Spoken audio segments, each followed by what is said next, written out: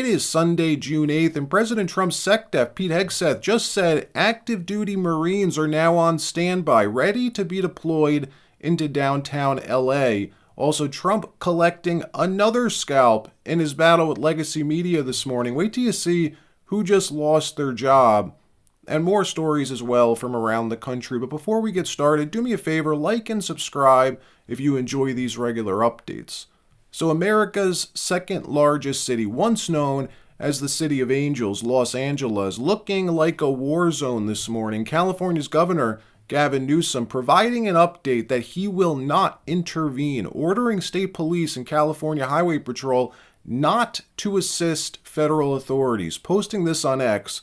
As the feds conduct chaotic immigration sweeps across the country, the state's deploying additional CHP to maintain safety on LA highways. It's not their job, however, to assist in federal immigration enforcement. LA Mayor Karen Bass giving LAPD specific instructions to stand down yesterday. Let the protests play out, she said this morning, trying to sell the narrative that she's defending LA residents from Trump, from the federal government. You can't make this up. Watch.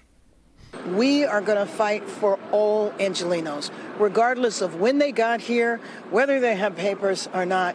We are a city of immigrants, and this impacts hundreds of thousands of Angelenos. And look, the primary job of government is to protect its own citizens, not illegals, to maintain order, act as a referee. The Trump administration is doing that, sending federal authorities into LA, a sanctuary city, to serve criminal felony warrants to murderers, predators, traffickers, the worst of the worst. Gavin Newsom and Karen Bass were both given a heads up on this last week. They were asked to assist in serving these warrants to make sure things went smoothly. They declined, instead choosing to not intervene, not assist federal authorities. As a result, what are we seeing? Thousands have now been hurt, maimed, local mom and pop businesses financially ruined. Dozens of federal ICE officers have been injured just trying to do their job, serve these criminal warrants. We don't hear about these people, the victims. They're forgotten, and forgotten on purpose. The press wants these protests to go down as mostly peaceful. They're not. They did the same thing 5 years ago during the Summer of Love, making fools out of themselves, telling you not to believe your own eyes, and they're doing it again. Watch. This has been very peaceful, Brian. It has been tense at some points, but we haven't seen any violence happening here. What people are saying is that they don't think ICE belongs in Los Angeles, that they want... Demonstrations had been going on right outside the Federal Detention Center. Most of those demonstrators were very peaceful. They were chanting, they were shouting. People were driving by, honking their horns. And again, they were expressing their anger about the detention of so many immigrants at the Federal Center. Most of the federal agents stayed inside the building, but at a certain point, some of the demonstrators got very close to the property. In fact, some of them went onto the property, started tagging the building, started banging on fences. The reality is we see peaceful protests launching in Los Angeles. And again, any violence against police officers should not be accepted. Local authorities can handle that. But remember, a lot of these peaceful protests are being generated because the President of the United States is sowing chaos and confusion by arresting people who are showing up for their immigration hearings. Well, it's now gotten so bad in LA, President Trump last night activating the National Guard, posting on Truth Social, if Governor Gavin Newsom of California and Mayor Karen Bass of Los Angeles can't do their jobs, which everyone knows they can't, then the federal government will step in and solve the problem. Riots and looters, the way it should be solved. Gavin Newsom then confirming this, posting this morning, the federal government's taking over the California National Guard and deploying 2,000 soldiers into Los Angeles. Good for Trump.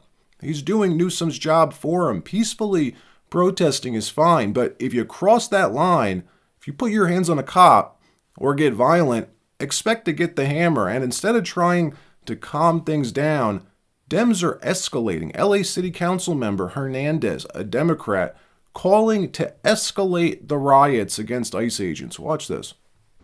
They know how quickly we mobilize. That's why they're changing tactics. Because community defense works and our resistance has slowed them down before. And if they're escalating their tactics, then so are we. When they show up, When they show up, we gotta show up even stronger. National Guard being pummeled this morning with chunks of concrete, bricks, and rock. Hundreds of videos showing ICE agents and National Guard under attack. These are Americans. These are our sons and daughters, our brothers and sisters who are out there trying to do a job. And these protesters, these rioters, are attacking them. And how is it that these groups are so well organized? Outside the ICE detention center on Alameda Street, they had a truck deliver pallets of cinder blocks right outside the ICE building on pallets with a forklift where all these rioters were. This is the left's J6. That's what this is. There's a much larger conspiracy here. Someone's organizing all of this. Someone's paying for it. Whose credit card paid for the cinder block order, for the delivery? Pam Bondi and Kash Patel, they have a chance to really get to the bottom of these activist NGOs, use this as a means to launch a major criminal conspiracy investigation like they did during J6. Secretary of Defense Pete Hegseth issuing a warning this morning. Should the violence continue in LA, he will be mobilizing active duty Marines from Camp Pendleton in San Diego. The announcement is the latest move by the Trump administration to protect law enforcement in Los Angeles. Pete Hegseth posting this on X. Violent mob assaults on ICE and federal law enforcement are designed to prevent the removal of criminal illegal aliens from our soil, a dangerous invasion facilitated by criminal cartels, aka foreign terror organizations, and a huge national security risk. Under President Trump, violence and destruction against federal agents and federal facilities will not be tolerated. It's common sense. The Department of Defense is mobilizing the National Guard immediately to support federal law enforcement in LA, and if violence continues, active duty Marines at Camp Pendleton will also be mobilized. They are now on high alert. And the last time active duty Marines were deployed domestically for a riot like this was coincidentally also in Los Angeles back in '92 during the LA riots. Let me know what you think in the comments. Should Trump deploy the Marines, or would that just give the left the excuse they're looking for to say Trump's weaponizing the military, sicking the military on American citizens? Let me know what you think. In another story, Donald Trump continuing to collect scalps in his battle with legacy media. ABC News suspending Terry Morin after he had a full-blown attack of TDS last night, Trump derangement syndrome. Terry Morin, just so we're all on the same page, is the reporter who interviewed Trump in April in the Oval Office. The guy Trump called out to his face for being a biased reporter, telling him, "You and your network are one of the worst." Remember this? Do you think the reputation of the United States has gone down under your presidency? No, I think it's gone way up, and I think we're a respected country again. We were laughed at all over the world. We had a president that couldn't walk up a flight of stairs, couldn't walk down a flight of stairs, couldn't walk across a stage without falling. We had a president that was grossly incompetent. You knew it, I knew it, and everybody knew it, but you guys didn't want to write it because you're fake news. All right.